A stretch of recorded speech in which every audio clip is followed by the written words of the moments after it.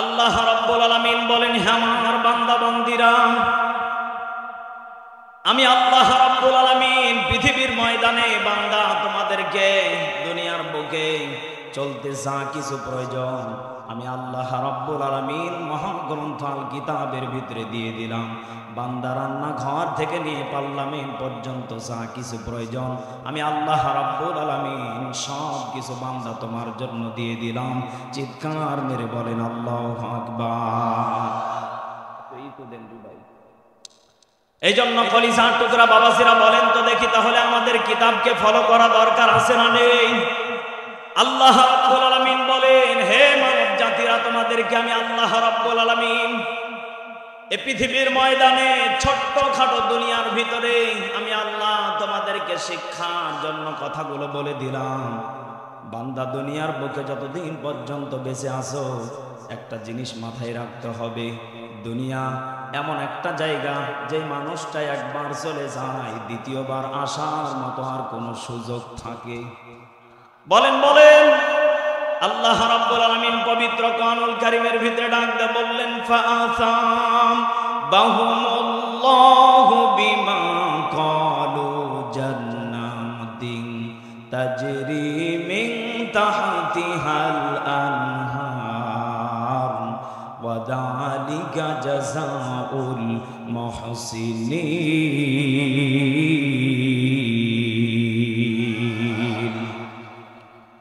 সূরা মাইদা 7 নম্বর পারা 1 নম্বর পৃষ্ঠা 5 নম্বর লাইনের 85 নম্বর আয়াতে এটা পেয়ে যাবেন। আল্লাহ রাব্বুল আলামিন বলেন, হে নবী, আপনি আপনার উম্মতে মুহাম্মাদীদেরকে আপনি জানিয়ে দেন। কি জানিয়ে দেবেন? ফাআসাবাহুমুল্লাহ, আমি আল্লাহ রাব্বুল আলামিন প্রত্যেকটা বান্দাকে সম্মানিত করে সম্মান দিয়ে পাঠিয়েছি। আলহামদুলিল্লাহ পড়েন। আল্লাহ এই সম্মানটা গরুকে দেন নাই, এই সম্মানটা আল্লাহ ছাগলকে দেন নাই, আল্লাহ ভেড়া দুম্বাকে দেন নাই, কেবলমাত্র শুধুমাত্র মানব জাতি মানুষ ইনসানকে দিয়েছেন। কলিজার টুকরা প্রাণপ্রিয় দিনাজপুরবাসী, শিক্ষা নেওয়া লাগবে। আল্লাহ যদি মানুষকে সম্মান দেয়, বলেন তো দেখি সম্মানটা টিকিয়ে রাখার দায়িত্ব আপনার না ফেরেশতার? বলেন বলেন। আল্লাহ, হ্যাঁ, আল্লাহ পাক বললেন, হে নবী, ফাআসাবাহুমুল্লাহ, আপনার বান্দাদেরকে আমি আল্লাহ সম্মান দিয়েছি। বিমা ক্বালু, যদি এই সম্মান যদি তারা টিকিয়ে রাখতে পারে আমি আল্লাহ রাব্বুল আলামিন তাদেরকে বিনিময় জান্নাত উপহার দিয়ে দেব। কেমন জান্নাত উপহার দেব? জান্নাতিন তাজরি মিন তাহতিহাল আনহার, আমি আল্লাহ রাব্বুল আলামিন তাদেরকে নহর নামক জান্নাত উপহার দিয়ে দেব। চিৎকার মেরে বলেন সুবহানাল্লাহ। গত বছর আমি রাজশাহী বাঘা থানাতে একটা মাহফিলে গিয়েছিলাম। আলোচনাতে বললাম আল্লাহ নহর নামক একটা জান্নাত উপহার দিবেন। মাঝখান থেকে একজন লোক বলতেছে, হুজুরে কি কক্সবাজারের ঝর্ণা? কি শয়তান না আল্লাহর ওলি? আল্লাহ পাক বললেন, দুনিয়ার খাবার কি আমি আল্লাহ এক জাররা পরিমাণের চাইতে আমি আল্লাহ নিম্ন বানিয়েছি। এরপরেও যদি কাচ্চি বিরিয়ানি এত মজা লাগে, আমার আল্লাহ বলে, বান্দা জান্নাতে যেই খাবারগুলো আমি আল্লাহ বানিয়ে রেখেছি হাজার হাজার গুণ স্বাদ আমি আল্লাহ তার ভিতরে আমি আল্লাহ লিপিবদ্ধ করে রেখে দিয়েছি। চিৎকার মেরে বলেন আলহামদুলিল্লাহ। সেই জান্নাতে আমরা সকলেই যেতে চাই কি চাই না? জান্নাতে যেতে গেলে মুসলমান আমাদেরকে আমল করে বাস্তব জীবন পরিবর্তন করে ঈমানের সাথে কবর পর্যন্ত যাওয়া লাগবে। সেটার নামই হলো ঈমান যুদ্ধ করে। কথা বলেন। আজকে আমরা এমন মুসলমান দাবি করি, কেমন মুসলমান আল্লাহ রাব্বুল আলামিনের কাছে আমরা দাবি করি, মানুষের কাছে আমরা দাবি করি, وَمِنَ النَّاسِ مَن يَقُولُ آمَنَّا بِاللَّهِ وَبِالْيَوْمِ الْآخِرِ وَمَا هُمْ بِمُؤْمِنِينَ মুমিনিন।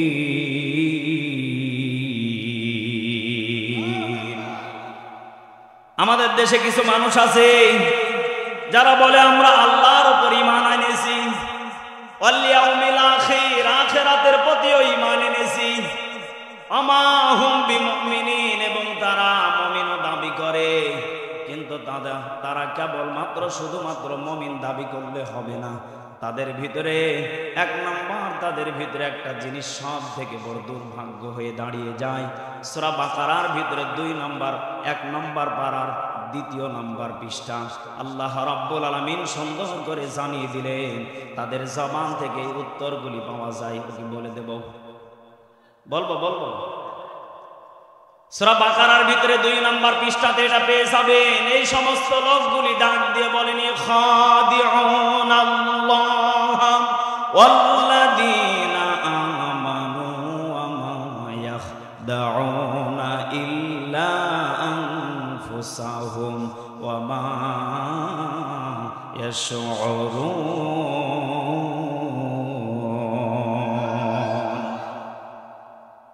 এই মানুষগুলো ইখাদিউন আল্লাহ, তারা আল্লাহকেও ধোঁকা দেয়, ওয়া মা ইয়াখদাউনা, এবং তারা আল্লাহকে ধোঁকা দেওয়ার পরে আল্লাহর পথের পথিক যারা থাকে তাদেরকেও ধোঁকা দেয়, এবং তারা নিজেরা ধোঁকার ভিতরে পড়ে যাচ্ছে এটা তারা ভাবে না। ওয়া মা ইয়াশউরুন, তারা নিজেরাই ধোঁকার ভিতরে পড়ে যাচ্ছে, একটা বারো চিন্তা করে না। এই মানুষগুলো মনে করে আমরা মানুষকে ধোঁকা দিয়ে বোকা বানিয়ে খাচ্ছি, দুনিয়াতেও শান্তি, আখিরাতেও আমরা মুক্তি পাবো। জবান খুলে বলেন তো দেখি, এই মানুষগুলো কি জান্নাত পর্যন্ত যেতে পারবে? এদেরকে কোরআনের ভাষায় ডাইরেক্ট বলা হয় মোনা। বলেন মুনাফিক।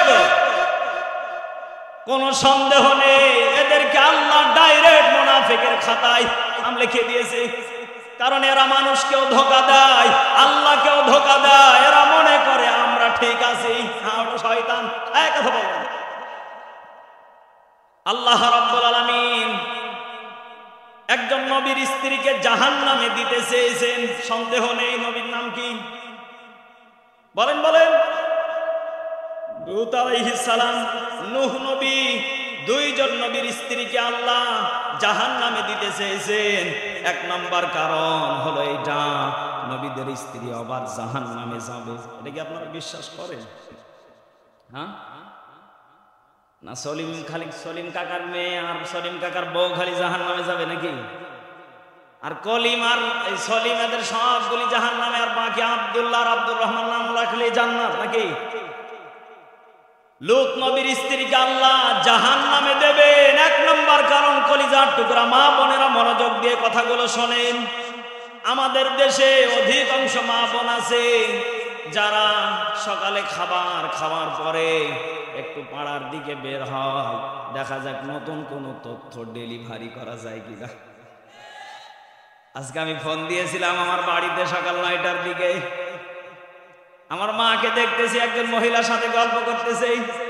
আমার বিবি ফোনটা ধরেছে, আমার বিবির ফোনের আওয়াজ, আমি আমার মায়ের আওয়াজ আমি ফোন থেকে শুনতে পাচ্ছিলাম। আমার বিবিকে বললাম, কি ব্যাপার, মায়ের আওয়াজ কেন এত জোরে শোনা যায়, কারণটা কি?